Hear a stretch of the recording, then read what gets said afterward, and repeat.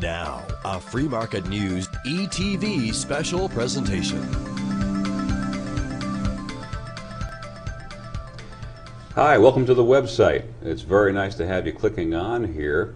You're obviously concerned about government, which is why you've tuned in. Well, there's a word much worse than communism, socialism, fascism. The word is collectivism. You're going to learn about that word and how it disrupts a lot of things and how it's in control all over the place.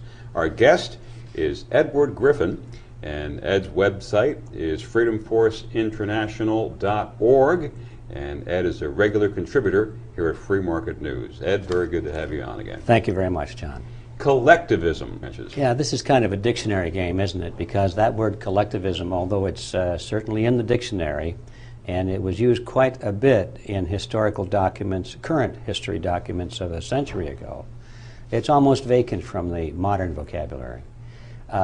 Collectivism, as you just said in your introduction, is the underlying general ideology that is common to so many of the totalitarian systems of modern times. Communism, fascism, Nazism, all three of those have as their underpinning certain common elements to an ideology that really, they're the only things that you should be looking at. The names communism, fascism, Nazism, and so forth are just labels, but they don't describe anything. Collectivism is what we're talking about. So what is collectivism? We don't have time for all of it, but we've been able to identify certain common components. One of them is the idea that the group is more important than the individual, and that the individual, if necessary, must be sacrificed for the greater good of the greater number. Now, as I've said many times, that is something that I learned in school, and I thought it made a lot of sense at that time, because I was told that we were living in a democracy, and in a democracy, isn't it true that 51% of the vote should rule? And that all made sense to me at the time. But forgive me if I repeat myself here for your listeners that may have heard this before, but for those who have just tuned in, this is an important piece of information. A democracy, a pure democracy, is not a good idea. As our founding fathers clearly stated when they created this country, they discussed the merits and demerits of a democracy, and to a man, they said, we do not want a democracy for this country. We want a republic. And they were very emphatic on that. Now that's strange to the modern reader, because don't we have a democracy? Yes, don't we have a democracy? Isn't a democracy a good thing? Good you know? thing. Yeah. Well, let's just analyze for a minute. A democracy is, pure democracy is based on the concept of majority rule. And that's the end of it. And you say, well, what's wrong with that? Well, there could be plenty wrong with that. And the best example I can think of is a lynch mob. Now, majority rule there. There's only one dissenting vote, and he's at the end of the rope. Yes. Well, a thinker would say, well, wait a minute, we better go back over this. So you come quickly to the decision that the majority should rule, okay, but within certain limitations, not to the extent of denying the rights of the individual or a minority. That should be something that even the majority should not be allowed to do. Because we know from history, and our founding fathers knew from history, that a mob can be a very vicious thing. And it's possible for a demagogue to whip up the passions of a mob and actually sway the majority in moments that would be very destructive of the rights of individuals or minorities. And that's why they wrote the Constitution, which, when you analyze it in general, was a series of limitations on what the majority can do. Now, if we had a pure democracy, then a mob vote could take place and say, well, people over the age of 72 are a burden. Let us legally put them to sleep, because it would be better for the economy as a whole, and we could vote this type of thing in. Absolutely, and all they have to do is claim that their action is for the greater good of the greater number, you see. Now that's one of the foundations of collectivism. Now the individualist, on the other hand, and that's the other side of the debate, individualists versus collectivists. The individualist looks at society and says, wait a minute, what is this thing called group? Where is a group? Can you point to a group? Can you see a group? And you can't. You can only see individuals. The word group is an abstraction. It's a word concept. It's an image in the mind of something that doesn't really exist, except to the extent that individuals exist. It's like the word forest. There's no such thing as a forest. There are only trees. Sure. You can see trees, but you cannot see forests. So it's an abstraction. When you then, therefore, base a political philosophy on an abstraction, and you say that this abstraction has rights that are greater than the individual, you've made a huge mistake, because what you're doing is you're sacrificing this so-called group anyway, but you're doing it one person at a time. And the irony of it is that the leaders of this so-called democracy, or this concept of collectivism, of the superiority of the group, the leaders are making the decisions of what is best for the greater number. They're the ones who are saying that we're going to have to get rid of everybody over 70, or everybody over 60, or everybody we don't like, because we don't like the way they think. Mm-hmm. Maybe they've got hate crimes or something, or maybe they don't vote Republican, or they don't vote Democrat. We don't like them for some reason, and it's for the greater good of society. We're just going to have to put them in jail or possibly eliminate them. So that's one of the tenets of collectivism, and the individualist says, no, you can't do that. The rights of the individual and the minority must be preserved. Well, there are other things we could talk about. Let's take one more example just to nail this down. Collectivists and individualists generally agree as to what should be done in society. They both want good things for their fellow man, for their families, and for the world. They want peace, security, justice. They want health. They want freedom. Well, I'm not so sure about the collectivist, because he's willing to trade freedom for some of these other things. But they all want good things. Where they differ is how to bring them about. The collectivist says, we'll use force. We'll use coercion. These are good, and by golly, we know they're good. We're smart. Those dumb people out there may not be so smart, and so for their own good, we have the obligation to rule. Is this what's happening now in the EU? I don't want to digress you, but let's just parallel what's going on. John, this is happening everywhere in the world. All right. This has been happening everywhere in the world for decades. Almost all of the laws that are on our books are as a result of this mentality. Okay. We are going to decide what is good for society, or for you folks. And we're not going to give you a choice, because you're too darn dumb, possibly, to know that we are right. So we're going to take your choice away from you for your own good. We'll pass a law. The individualist, on the other hand, says, well, I agree with this is a good thing to do, but I believe in freedom of choice. I want to use persuasion, the power of good example, but not coercion. A classic example, harmless example, would be seatbelts. Now, everybody agrees that seatbelts are a good thing. The collectivist says, yeah, they're so good. You know, there are dummies out there that won't put them on. So let's pass a law, and we're going to put those people in jail if they don't do what we think they should do for their own good, you see. The collectivist wants coercion to bring about the good things in society. The individualist says, I think seatbelts are a good idea too, but I don't believe in forcing people to wear them if they're too dumb to not wear them. Buckle up, it's the law. It's buckle up, it's the law. So one of the ways you can spot the collectivist mentality is that no matter what it is they're peeved about, they say there ought to be a law. That's their first instinct, is we're going to force people to do things. And the individualist, of course, believes in freedom of choice. Now we can go down the scale, but that's basically what we're talking about. We're talking about principles and not labels. We're not talking about socialism, communism, fascism, or now what is being sold to the American people as Americanism, another word. Boy, has that changed over the past 50 years or 60 years, you know. The Americanism of today is not the Americanism of our founding fathers.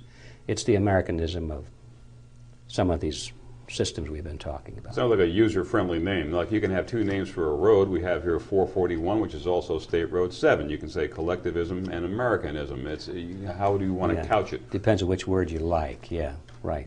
So that's basically what we're talking about when we use the word collectivism. It's the mentality that government is the solution to all problems, and that government is a constructive good, and it should be used, it's almost in place of one's religion. It's the kind of thing we look to for guidance and salvation. See? Well, we've allowed government to grow. Have we allowed it, or has it grown on itself? Has our freedom been stolen from us from behind the scenes? Well, it's kind of a cooperative thing, I think. We've gone to government schools, have we not? Most of us, I did. Yes. And so we've been taught that collectivism is a good thing. Collectivism is the instrumentality that brings about big government, and it works the other way around. Big government, if it controls the educational system, can really make sure that the curricula that the students have inculcates in their minds an admiration of collectivism. And it certainly did in mine. It took quite a bit of introspection and reading and challenging for me to break out of that mold, because I was taught some of the things that we were just talking about here. So, yeah, I think that the people in government, of course, want to expand their power because that's pretty heady stuff. It's a good job, you might say. Also, they are social engineers. They want to change society. That's part of the collectivist mind. They want to do all these good things for all those dummies out there. So that gives them the, sort of a personal power that they like.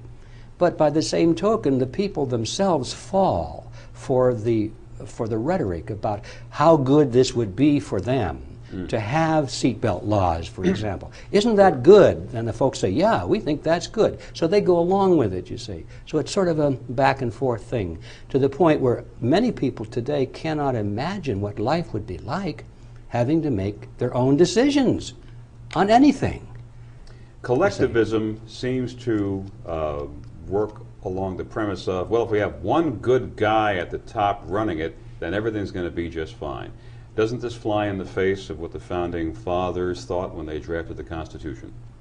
Absolutely. Founding Fathers were very fearful of the king mentality. George Washington had really been offered the position of being a king. Even in those days, you see, most of the people in the American colonies didn't object to the monarchy. They thought a monarchy was fine. They came from Europe where the monarchy was a way of life. Right. What they objected to was King George. He was a bad man. Yes. And so they thought that the only problem really was King George. So we have to break away from King George and establish our own king. Right. Well, fortunately, the men that were drafting the Constitution, Yes. the Jeffersons and the Hamiltons and the Washingtons of the period, were extraordinarily wise. Yeah. It was a most amazing thing that those men who were being given an opportunity to become a new royalty in this country, not only an opportunity, but the people were clamoring for it, they said no. They said, this is not a question of good versus bad men. This is a question of the system. This is the question of the laws, or the concept of government. And so they, for the first time in history, drafted a form of government which started to put limitations on the power of the rulers. It's the first time that it had ever been done from the ground up. So the Declaration of Independence basically was saying all the things wrong with King George III, and Mr. King George III was a collectivist, was he not? He was a collectivist, but those were still the days where governments ruled primarily by force of arms. That was at the time in history when there was a change being made right after the French Revolution and after the Magna Carta, where the concept of the voice of the individual citizen being important, that was just beginning to surface. And from that point forward in history, of course, it has grown quite a bit. Prior to that, it was just force of arms. If you had a bigger army than the next guy, you were in charge. And the people accepted that. That was just the way it was. They didn't have any idea of self-rule at all.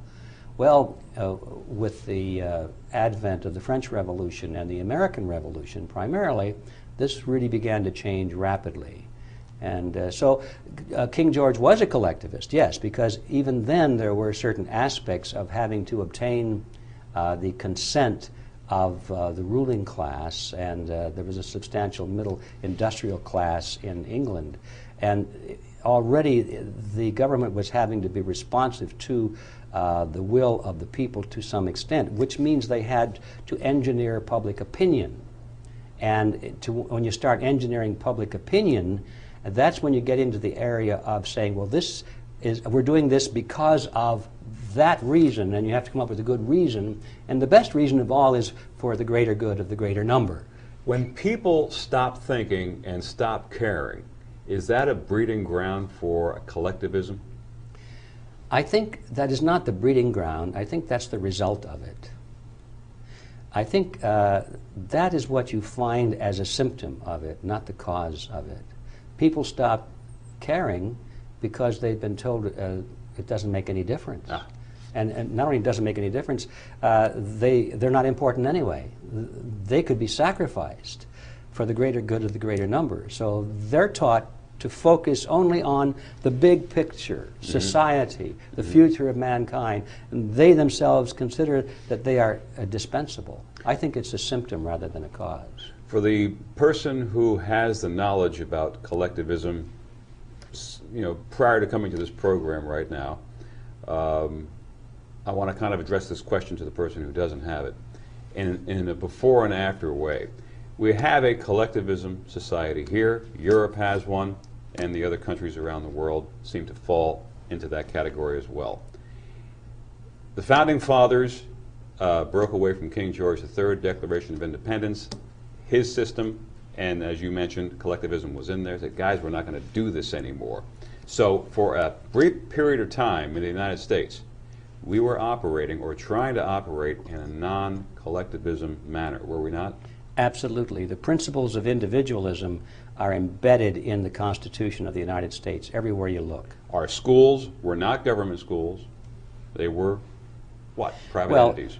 Unfortunately, from the very beginning, there were some state-sponsored schools. I think that was a violation of the common sense, if not the rules of collectivism. But most of the schools were not government-run. They were private schools. They were as a result of communities getting together and all passing the hat to be able to generate enough money to pay for the school marm, this sort of thing. But very quickly it shifted over to being a tax-supported institution, always on the argument that it's for the greater good of the greater number. I mean, wouldn't it be for the greater good of mankind or for the greater good of the country if everyone were educated? And everybody said, well, yes, that would be for the greater good of the country. And so therefore, let's pass a law and have taxes and we'll make this a government operation. So early on, that crept into our way of life. Local governments currently today, in this year, small governments, big governments, are they of a collectivism mentality? Well, I think all governments in the modern world are of a collectivist mentality. Right. I cannot think of an exception, because they're based on the concept of coercion.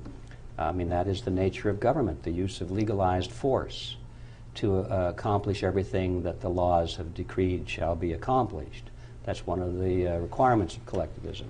There's very little room left in modern governments for the idea of voluntary compliance, or just setting a standard and saying, come on, everybody, let's go with it and meet this goal.